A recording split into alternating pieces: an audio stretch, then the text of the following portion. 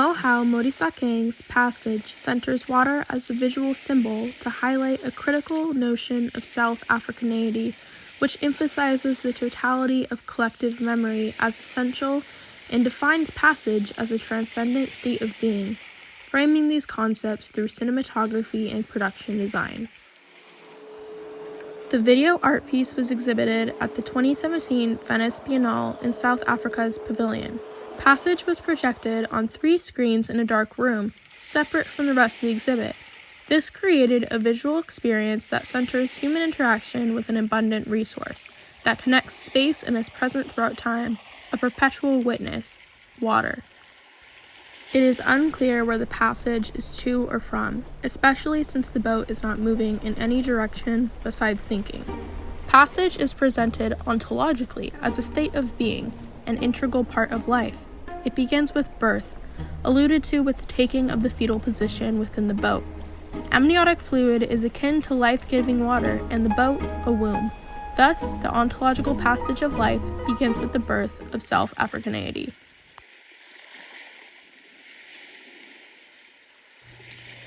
The bodies on the screens throughout the piece wear 19th century clothing, placing passage within the context of European colonialism in South Africa and providing a commentary on the enduring legacies of European colonialism in the construction of a critical South Africaneity. However, Modisakeng's inclusion of props representative of the history of enslavement, in particular the whip held in the hand of the woman in the rightmost panel, expands his representation of critical South Africaneity to include the trade in human flesh. In doing so, Passage expands the cartographic imaginary of the histories of the trade of enslaved peoples from the western coasts of Africa to include the nation of South Africa. Passage requires the incorporation of the histories of enslavement to the notion of critical South Africaneity. Thus, the boat represents a specter of whiteness, playing a dual role to explore the relationship between South Africaneity and both European colonialism and the trade in human flesh.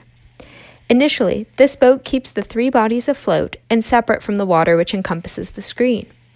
As Passage progresses, the ocean's water, representing the collective memory of South Africaneity, submerges and ultimately removes the whiteness of the boat, embracing the bodies in their passage into the collective memory, which is as essential to a critical South Africaneity as water is to life.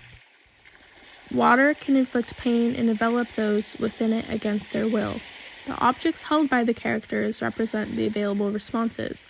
One can flee from the water, in the case of the bird, try to shield oneself with an umbrella, what separates users from rainwater, or one can fight back and inflict pain, the strategy taken by the character who yields a whip.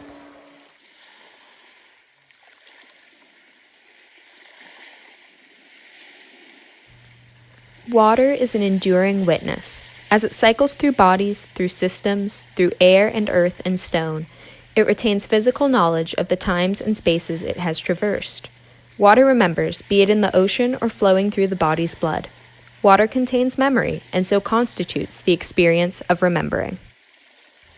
Aerial shots of the water make it appear quite dark, but shown from below the water is clear. This discrepancy underscores that there is a difference in experience for observers versus participants, creating space between these parties. Memory is subjective and mediated through space and time. The piece manipulates elements of spatiality and temporality through the use of slow motion and mix of camera shots, placing the viewer in varying proximity to the subject. Intimate shots put the viewer in the subject's position, sinking under the water. Series of wider shots create distance between the bodies and the camera, building a space which accommodates transience to allow the characters to partake in the journey of life's passage. Water is presented within the shot as total and thus essential, just as passage is presented as a key component to life. As the water stretches outside of the shot, both laterally and vertically, the atmosphere is positioned in relation to the water, with sources of light hinted at only through their reflections on the surface. This flattens the dimensions of the scene from above. Only when one is immersed in the water can they see its true depth.